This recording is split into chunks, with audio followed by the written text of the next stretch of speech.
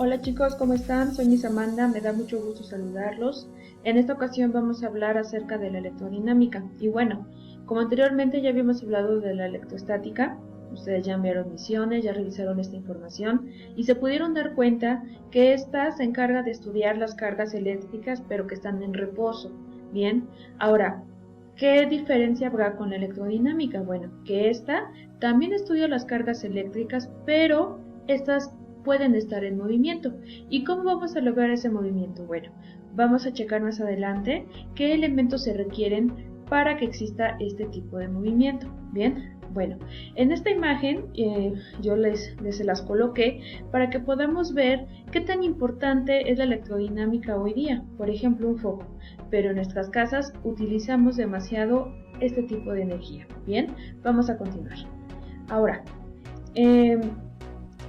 la electrodinámica es la rama de la física que estudia las cargas eléctricas pero que están en movimiento, y a esto se le llama corriente eléctrica. Bien, por ejemplo, cuando nosotros prendemos lo que es el interruptor para ver, no sé, la televisión o prender un foco, a través de él está pasando una corriente eléctrica, que eso es lo que permite que digamos en este caso el foco, como lo vemos aquí en la imagen, pueda prenderse. Pero si quitáramos el foco y pusiéramos, por ejemplo, la computadora, el televisor, el radio, etcétera, todo este tipo de equipos que utilizamos en casa, estos van a poder funcionar gracias a esa corriente eléctrica. Bien, en esta imagen nos podemos dar cuenta que existe el foco, que es quien se está alimentando, quien está denotando que existe esta corriente eléctrica.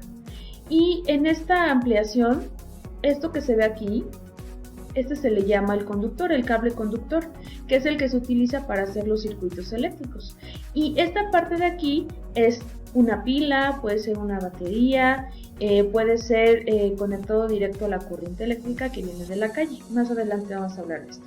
Bien, ahora, ¿qué elementos se involucran en un circuito eléctrico? Bueno, tenemos aquí, que es el generador. El generador, como les decía, puede ser una pila o una batería.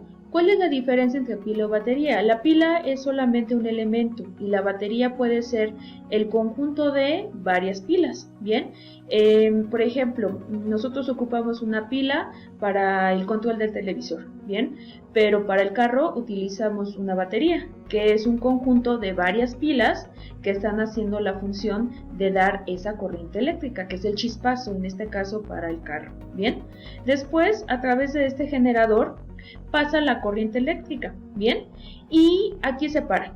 Si el interruptor está cerrado, entonces no va a pasar corriente eléctrica, pero si yo lo acciono, a través del conductor va a pasar la corriente y el receptor, que en este caso es un foco, va a prender. Bien, si yo cierro este interruptor, entonces el foco se va a apagar, porque aquí yo estoy parando ese flujo de electrones que está atravesando por el conductor. Bien, ok, aquí les coloco unas imágenes en donde vemos los elementos de un circuito eléctrico. Bien, son varios. Los anteriores son, digamos, los básicos, pero por ejemplo puedo cambiar esto o puedo cambiar este, o como les decía, no solo una pila, puede ser una batería, etcétera. Bien, y estos son los más usados. El cable conductor, que recuerden que es a través donde fluye lo que son los electrones. El interruptor, que es lo que les decía, si lo cerramos o lo apagamos.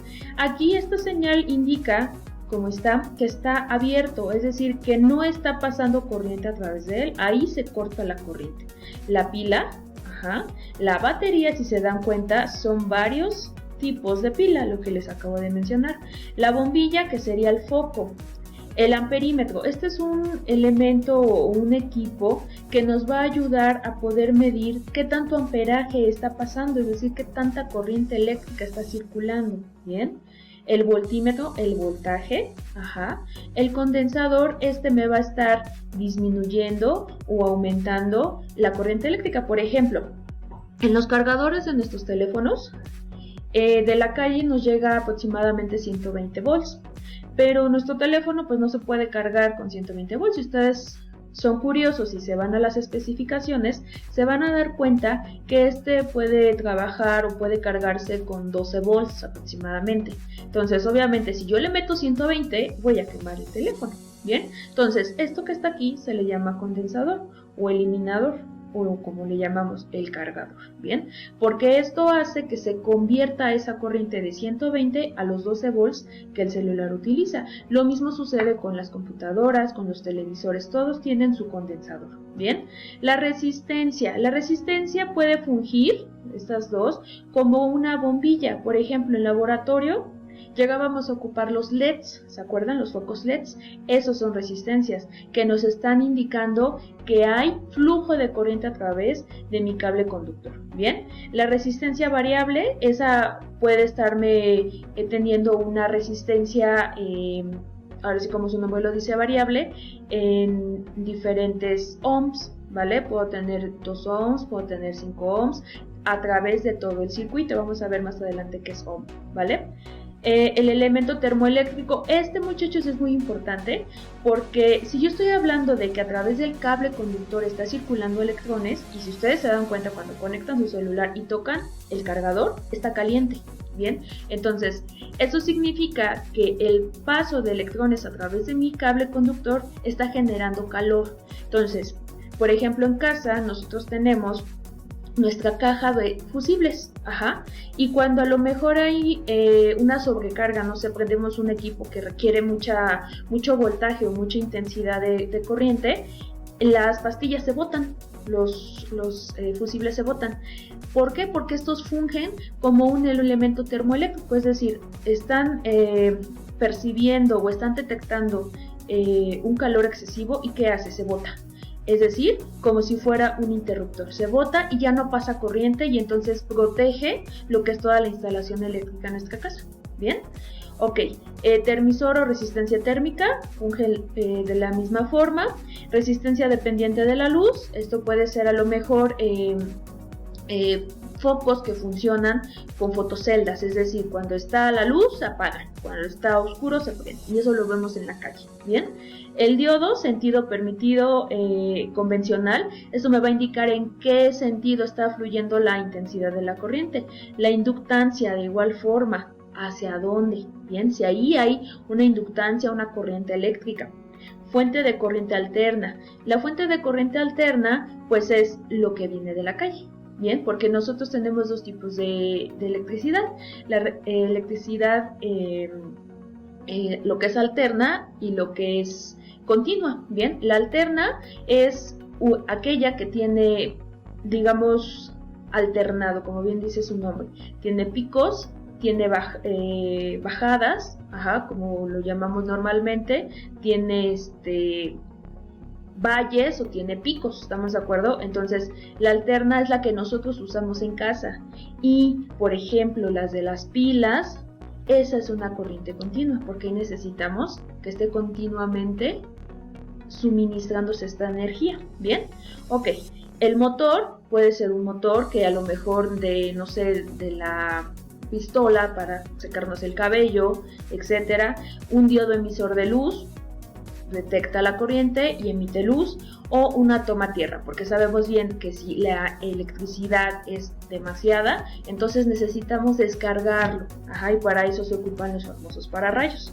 Bien, ok, entonces aquí hay otros símbolos: el motor, la lámpara, incluso el timbre de nuestras casas también funciona gracias al circuito eléctrico. Bien, ok, ahora la ley de Ohm. La ley de Ohm nos dice que vamos a tener la intensidad igual al voltaje sobre la resistencia. La intensidad es la cantidad de electrones que se están suministrando, ya sea a nuestra resistencia, que ya vimos que este es el símbolo de resistencia, el voltaje que es la cantidad también en relación con los electrones que se están teniendo, y la resistencia, de cuánto es esta resistencia, y esta resistencia se mide en ohm. Aquí están los diferentes despejes. Ya ven que es muy importante considerarlos, porque después vamos a hacer ejercicios con esto. Bien, y bueno, gracias a esto existen circuitos en serie y paralelo. El circuito en serie es que todas mis resistencias están continuas una tras otra, y esto me está indicando que hay una corriente. bien, que puede ser una batería o una pila. Y el circuito en paralelo es que están en paralelo, es decir, una tras otra, pero de forma paralela. Y de igual forma tengo mi suministro de energía, ¿bien? Ok, ahora, aquí les coloqué un ejemplo de cómo se resuelve la resistencia en paralelo. Es esta fórmula, que son recíprocos de resistencias, y la resistencia en serie, que son sumas. Más adelante vamos a ver ejercicios de esto, nada más quería remarcarlo para que lo trabajemos más adelante. Y bueno, este es otro ejemplo de circuito en serie, ya resuelto, y circuito en paralelo, aplicando lo anterior, ¿bien? Y este es un circuito mixto. El circuito mixto significa que voy a tener en combinación el circuito en serie, y el circuito en paralelo, como lo podemos ver aquí. Aquí las resistencias están una tras otra, y aquí también, pero hay nodos que están en paralelo, es decir, es un circuito mixto. Y tengo que primero buscar que todo mi circuito mixto se convierta a serie, porque serie es el más sencillo para poderlo resolver. Bien, más adelante vamos a hacer ejercicios con relación a esto. Me dio mucho gusto saludarlos. Nos vemos. Cualquier duda o comentario, estamos en claro. Cuídense. Bye.